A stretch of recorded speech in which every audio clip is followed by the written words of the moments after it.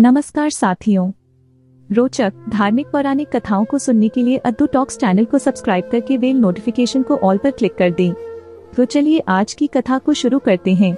दोस्तों, महाभारत कथा से तो आप भली भांति परिचित होंगे ही। महाभारत युद्ध क्यों और कैसे और किन योद्धाओं में लड़ा गया था, यह तो आपको पता ही होगा, और भगवान श्री कृष्ण ने किसका साथ दिया था।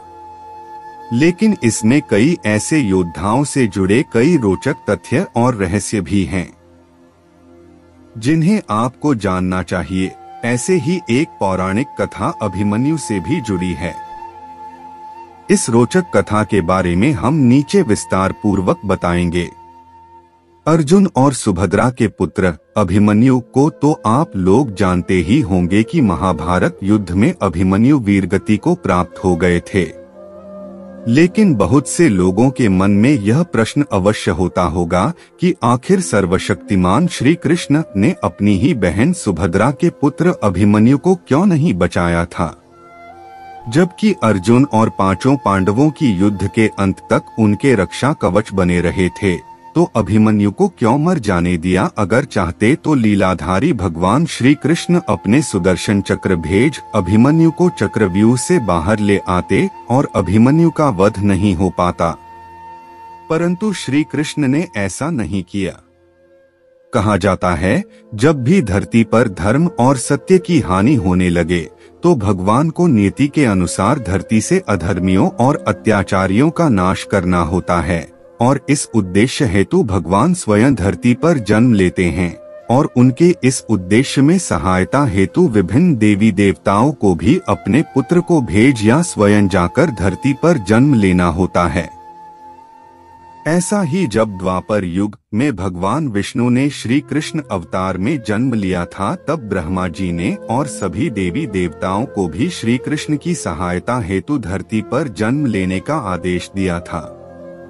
ब्रह्मा जी के इस आदेश का सभी देवी देवताओं ने स्वागत किया था, परंतु चंद्रमा ने इस आदेश का विरोध किया और अपने पुत्र वर्चा को पृथ्वी पर जन्म लेने से इनकार कर दिया।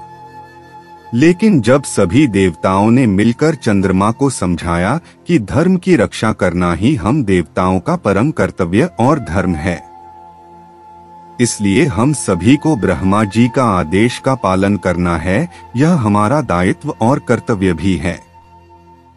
सभी देवताओं के समझाने पर चंद्रमा मान तो गए, पर फिर भी उन्होंने एक शर्त भी रख दी कि यदि मेरा पुत्र धरती पर जन्म लेगा तो वह ज्यादा दिनों तक धरती पर नहीं रुकेगा, और महाभारत युद्ध में अपना कार्य समाप्त होते ही वह मेरे पास लौट आएगा।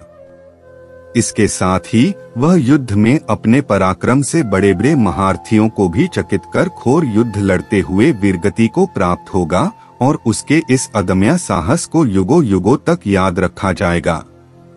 दोस्तों, चंद्रमा पुत्र वर्चा ही अभिमन्यु थे, जिसने धरती पर ब्रह्मा के आदेश का पालन कर श्री कृष्ण की सहायता के लिए जन्म लिया था। चंद्रमा के शर्त अनुसार ही श्री कृष्ण ने अभिमन्यु की नियति में दखल नहीं दिया, और अभिमन्यु महाभारत युद्ध में वीरगति को प्राप्त हो अपने पिता चंद्रमा के पास चले गए। दोस्तों, ये कथा आपको कैसी लगी कमेंट करके जरूर बताएं। कथा अच्छी लगी तो ऐसी ही पौराणिक अद्भुत कथाएं सुनने के लिए चैनल को सब्सक्राइब कर दें।